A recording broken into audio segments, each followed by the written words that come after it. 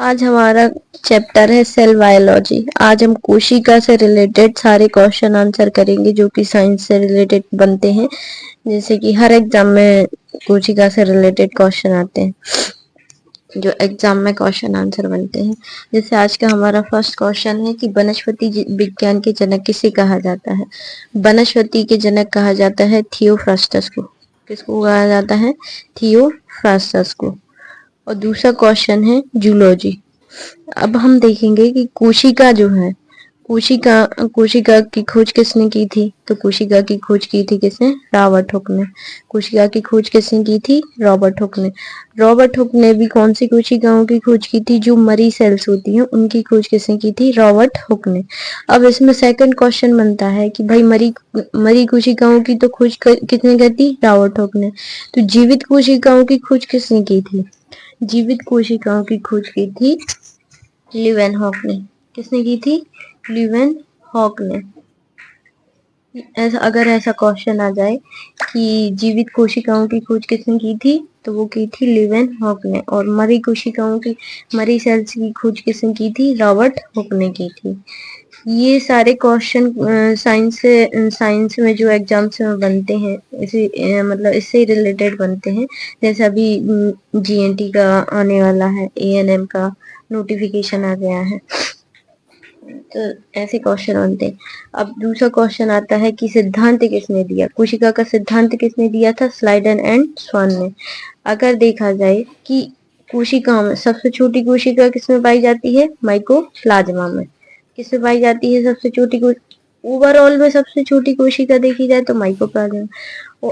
Overall में सबसे बड़ी कोशिका देखी जाए तो किसमें? शुतुरमुर्ग के अंडे में।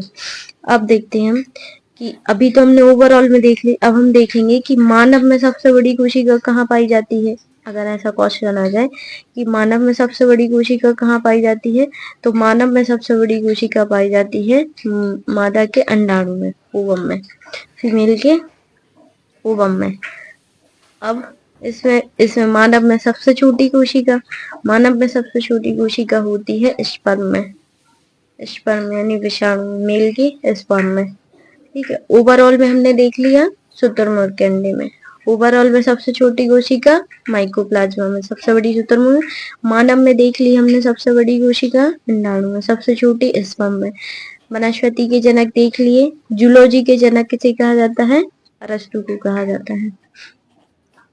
ये हमारा सेल बायोलॉजी से कम इस वाली वीडियो में 8 से 10 क्वेश्चन कंप्लीट हो जाएंगे हमारे। 8 से 10 12 क्वेश्चन, 10 से 15 क्वेश्चन कंप्लीट हो जाएंगे। जैसे कि अगर आप देखें कि ओवरऑल में अगर हम देखें कि कोशिका का सब विभाजन कहाँ नहीं होता, मतलब जो कोशिकाएं हैं, तो कोशिका का विभाजन कहाँ पर नहीं होता? तो ब्रेन में नहीं होता। ब्रेन में कहाँ नहीं होता? तंत्रिका में। इसमें सेल डिवीजन नहीं होता है। और अगर दूसरा क्वेश्चन देखा जाए कि मानव शरीर में सबसे ज्यादा कोशिका का विभाजन कहाँ होता है? सबसे तेज कोशिका का विभाजन कहाँ होता है? तो वो होता है लीवर में।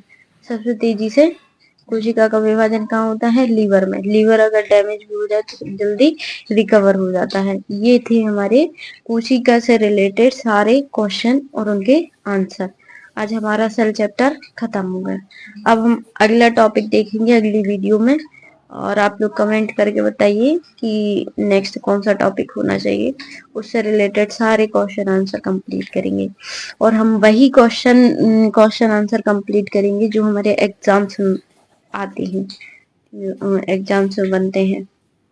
जैसे सेल बायोलॉजी से तो सारे क्वेश्चन आंसर कंप्लीट हो गए हैं कि सबसे छोटी कोशिका कौन सी है, सबसे बड़ी कोशिका कौन सी है, कहाँ पर कोशिका का विभाजन नहीं होता है, और कहाँ सबसे तेजी से कोशिका का विभाजन होता है। तो सबसे तेजी से विभाजन होता है लीवर में।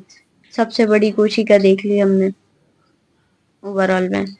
बायोलॉजी के जनक देख लिया अरस्तु। और सबसे बड़ी कोशिका कहाँ पाई जाती है? शुतुरमुर्ग के अंडे में। सबसे छोटी हो गई मानव में हो गई है ना, और सबसे छोटी कोशिका हो गई स्पर्म में होती है। सबसे लंबी